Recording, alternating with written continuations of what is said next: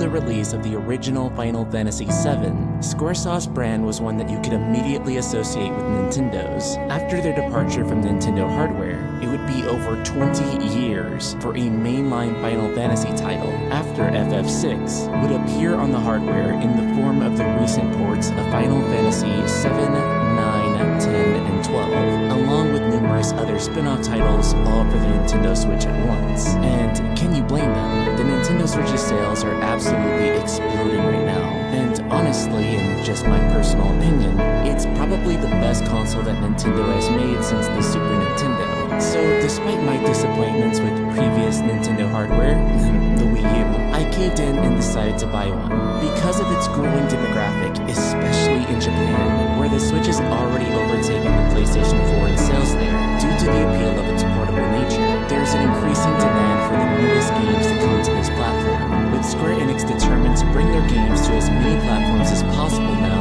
it begs the question, would Final Fantasy VII Remake be technically possible on Nintendo Switch? First and foremost, let's note that Square Enix has made it quite explicit.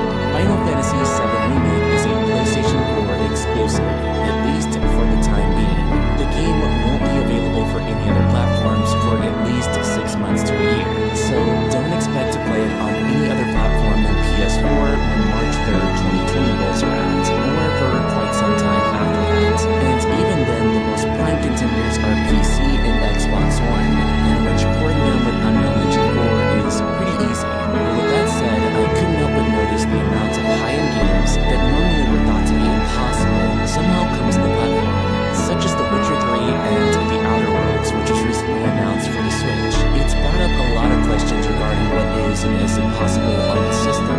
This being said, making Switch versions of these high-end titles is not easy in the slightest, and in many ways is like building a brand new game, and I mean that, as both The Witcher 3 and The Outer Worlds ports are being handled by external teams from the original. It requires a lot of work than just making a lower resolution version of the game. You can't just shrink textures and shrink the display resolution and expect the game to work. The game on a technical level has to be rebuilt in some aspects, and accommodate for the disparity in the system resources. Switch is an extremely powerful console for what it is. That being said, it's hard to match it up to dedicated home consoles. And by disparity in system resources, for example, the Nintendo Switch has 4 GB of RAM versus the PlayStation 4's 8 GB of RAM. With that fact in mind alone, the game has to be designed to use half the amount of memory that it normally would be able to.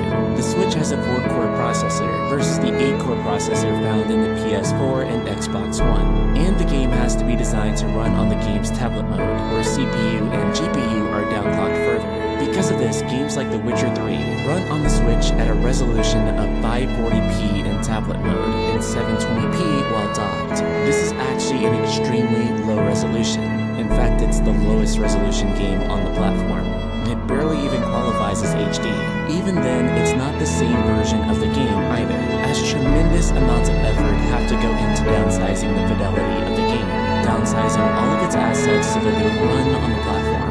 Understandably, a lot of users don't care about the graphical fidelity. For them, just being able to play the game on the go and on their television within the same platform is more than enough. But this is more about what it takes for the developer to get the game running, and the time and effort they have to put in order to make a playable port, and one that doesn't look and run so bad that it's barely even recognizable. Then with Final Fantasy VII Remake, the game's absolutely enormous size poses another issue.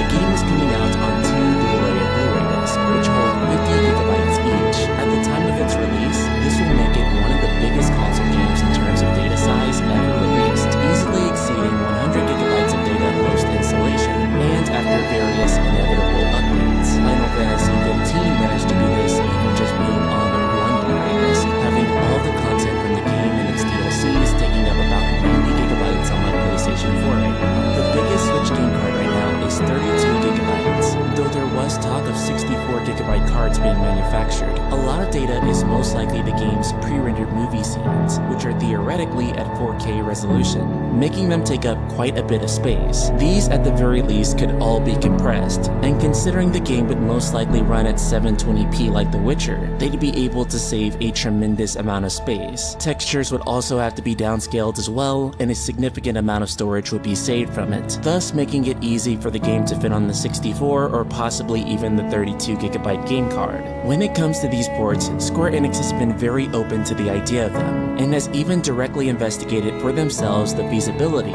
of porting their games to the system. While they struck some luck with their less resource-demanding games like Dragon Quest XI's, which is built up for PS4 and PC, being ported to the Switch, in most other cases they haven't been so fortunate. While Square Enix actively desired to port Final Fantasy XV and Kingdom Hearts 3 to the Nintendo Switch, it was deemed infeasible. Final Fantasy XV uses the Luminous engine, which you could argue barely even properly ran on PS4 and Xbox One. It simply couldn't be scaled down to fit on the system. Former director Hajime Tabata said on the matter, quotes, "Honestly, when we did technical tests to see if we could use the native engine that we used on other console versions on the Switch, we tried to run it there. The results weren't satisfactory. It wasn't what you'd want from a final game." With Kingdom Hearts 3, which uses the much more flexible and scalable Unreal Engine 4, you might imagine this would be easier.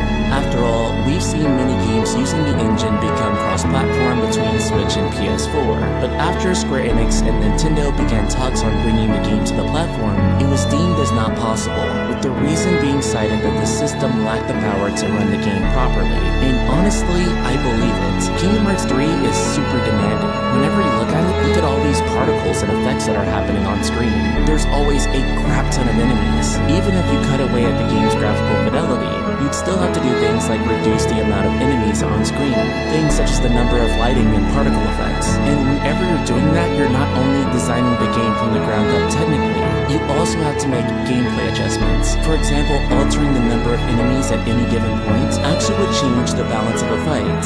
Ultimately, you can see why making these ports is not easy or as straightforward as people think that it is. And even on higher-end consoles like PS4 and Xbox One, the game is still pretty demanding. While the PS4 Pro and Xbox One X version of the game run a pretty solid performance at 1296p and 1440p respectively, the base PS4 runs the game at a native resolution of 1600 by 900, and the Xbox One version of the game barely runs in HD, with a native resolution of 720p. Yikes. So even on higher end consoles, the game was still pretty intensive, and honestly, there is no way that Final Fantasy VII Remake is going to be somehow less intensive. Not with all the character switching and summons and magic happening. Yeah, there's no way. It's going to be just as intensive, if not more, and push the PS4 to its absolute limits. So then, to the thesis question.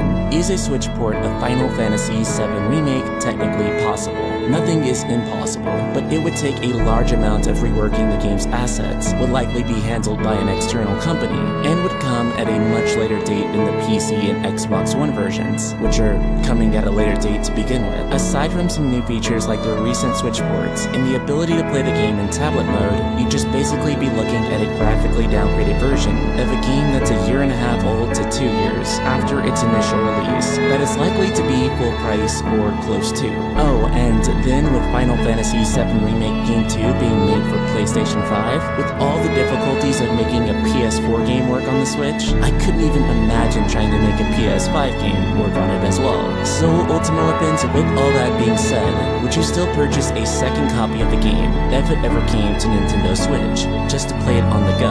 I know I probably would, even though the PS4 version will remain the definitive edition for me. Subscribe, click the bell icon, and let me know in the comments below.